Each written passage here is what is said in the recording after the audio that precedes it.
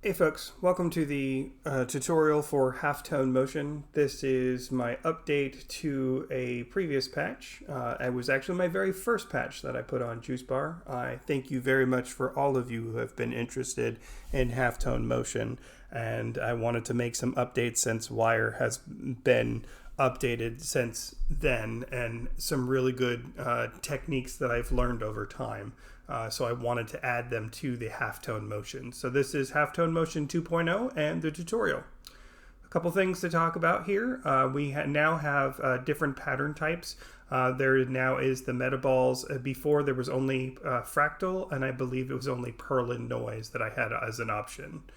So now we actually do have different options within the system, and then what we can do is we can zoom in and out of those particular options to give us different kinds of Perlin noise, patterns that are going on behind the scenes. We have options to change the resolution of the actual pattern itself, which we had before. However, now we're actually able to go, pretty thick as far as just some random smattering of circles, but we also have the option to go really into detail of that pattern. And what we're able to do with this is we can really kind of zoom in and out of the pattern itself. So we can get this kind of pattern really kind of cycling through, and that was the reason why I liked it in the beginning. So that's the reason why it was like this before. But I had seen certain situations where somebody might like something like this, especially with the metaballs. It's a little bit more user-friendly. If I add some cycle direction, it'll automatically cycle through those as a circular pattern. So that is one of the reasonings behind how this is set up now.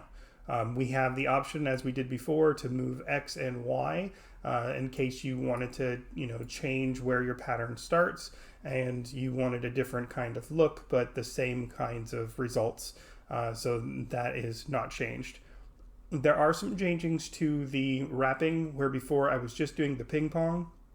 Now I've seen that there may be cases or instances where you wanted this kind of cycle instead. I'm going to change the resolution real quick here. So I'm going to change the resolution. There may be a case where you might want this instead. So then also I added the clamp as well. There are certain instances where this may be visually interesting as well. On top of the metaballs, there's also the option for fractal, as we talked about before. Fractal is a little bit different. This is actually, I used Perlin noise before. And then there's also the option for simplex noise. There may be cases where you may want this. So I added it in because I thought that would be a really nice addition.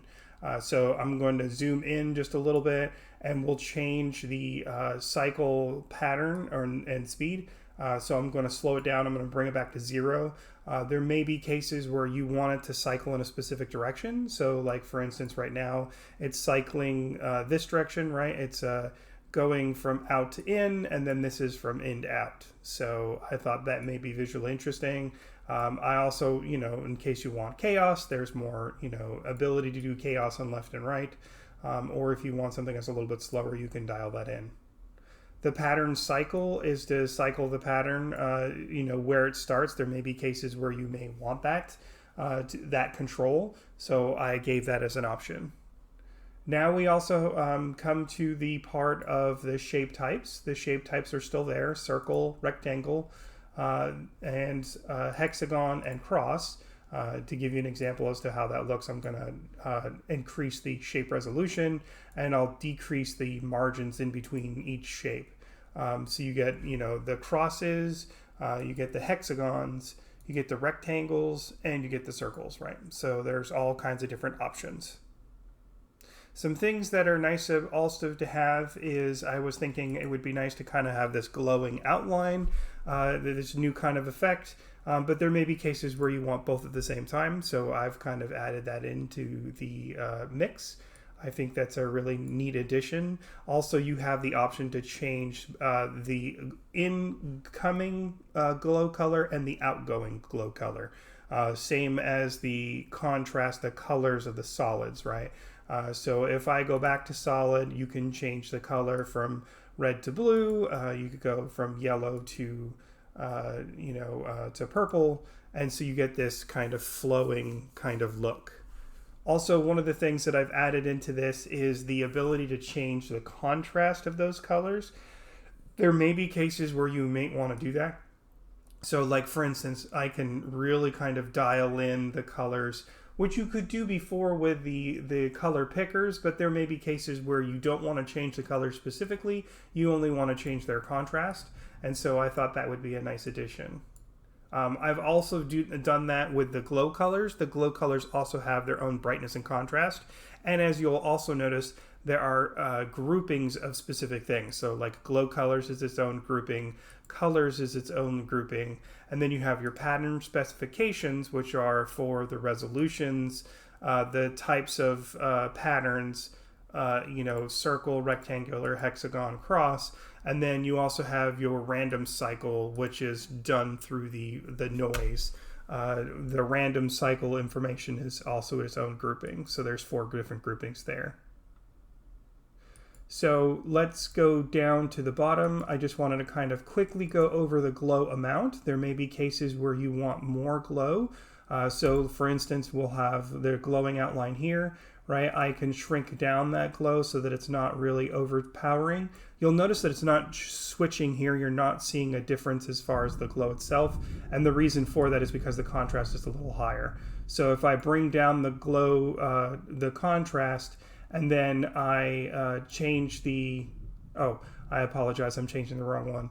If I change the glow amount and then I go to glow colors and change the contrast here, I can really kind of affect how those glows are being affecting the pattern and the specifications and the random pattern, right? It gives it this different kind of look.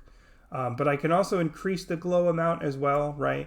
If this is not enough, I can then increase the brightness, and now I get a real crazy glow.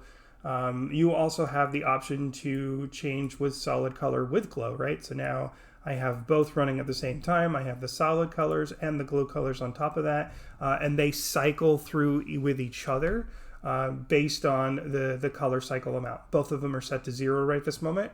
So for instance, if I just go to glow outline, here's my color cycle. If I change that, you'll notice it'll go red to blue, and it'll cycle through it quickly. So I thought that was visually interesting. I thought there could be a case where that would be something that people would want, right? I thought that was visually cool. So yeah, that's pretty much it for the halftone motion tutorial. Again, I thank you all very much for your interest in halftone motion over the last year. It has been a wild ride doing all this wire patch, and without all of you out there with your interest in what it is that I'm doing, there is no me. So I thank you very much for all that you've done, and I look forward to the years to come. Thank you very much. If you have any questions, comments, complaints, concerns, you can always email me at Jacob, Jacob, Mesick, Mesick, @gmail.com. Thank you very much again for your interest, and you be sure to have a good day.